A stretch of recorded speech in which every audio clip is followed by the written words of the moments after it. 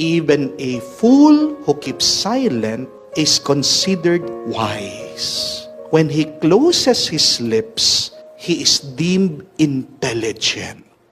Mas maganda yung tahimik ka na lang kasi gagalangin ka ng mga tao. Pero kung ang ingay-ingay mo, napakahirap galangin ng taong yon. Amen? Kung gusto mong maging mas malakas, kung gusto mong maging mas matalino, marunong, learn to keep your mouth shut. Learn to be silent. Dahil alam naman natin ang kasabihan, deep water is silent. Clear water runs deep. Yung malinis na tubig, malalim yan. Pero yung mababaw na tubig, maingay yan. Di po ba? Pag maingay ang isang tao, mababaw lang. Pero pag tahimik yan, anong ibig sabihin? Malalim